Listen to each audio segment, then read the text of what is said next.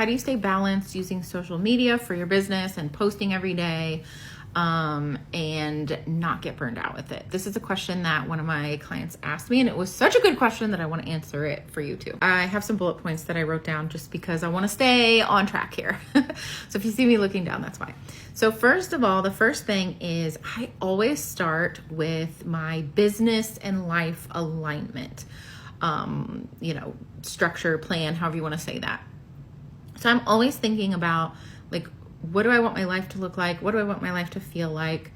And really starting from that place, because the business, whatever you do in your business, you want it to fit within the business and life alignment. I know we're sort of going backwards a little bit, but sometimes we got to go back to go forward. Because if you just decide to jump in on social media, that's fine. But if you don't have a strategy and a plan for what you're doing and where you're going, it's just not as effective. I want to know, like, how many hours do I want to work? How much money do I want to make? All of those things, because that's going to factor in on time I'm willing to spend doing social media and posting and all of those things. I always have people from there create their sort of like year-long, 12-month promotional calendar. And on that, it means it's looking at, like, what are my offers? What are the things I'm selling? What are the things I'm doing? When am I taking vacation? All of that. And it really factors all of that into any social media, because anything you do on social media is promotion of some kind, typically. Whether you're, posting for connection or behind the scenes or whatever, anything that you do on social media as a business owner strategically should relate back to the business in some way, even if you're an influencer, right? There's like reasons that you post it. So that leads me to my second thing, or the next thing, which is after you have your promotional calendar for the year, then you want to take a step back and do what I call strategic visibility. But essentially what you're doing is you're making a content creation plan. But the reason I call it strategic visibility is because I see so many people showing up on social media without strategy. And that's just a losing game. In my program, I always teach all of this stuff in depth, and of course, I walk beside people as they create their all of these things, and I help you do it.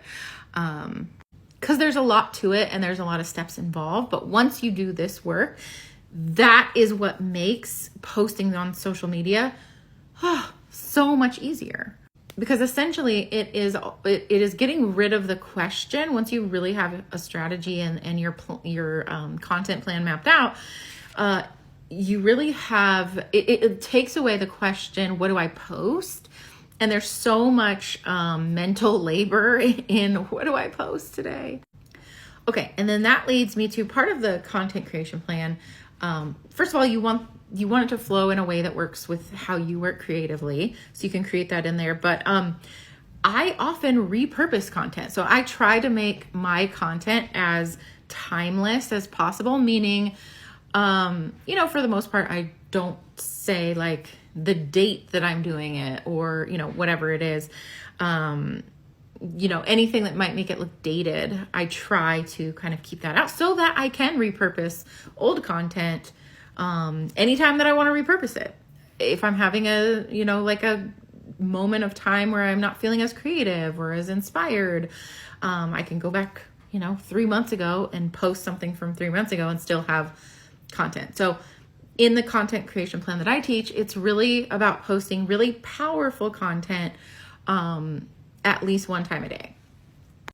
Other people are saying, we'll say like you need to post like 3 times a day or whatever. That absolutely leads to total burnout. And I know the algorithm wants you to do that, but the algorithm is its own sort of monster that is never full. And so if you don't find a way to do social media in a way that works for you and your life, then of course you're going to get burned out. So the next thing is that it's okay to take breaks. I won't say never, but I rarely post on the weekends. I don't want to.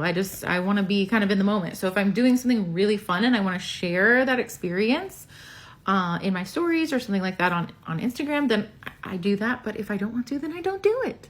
So those are all my tips for how to not burn out on doing social media and still stay consistent with it. I definitely think, again, it takes some legwork up front. It takes a few hours of work to really kind of like do the high level work to map these things out. But once you do that, posting on social media becomes so much easier. So if you want to learn how to do it, give me a follow or let me know, and I'll direct you to the right places.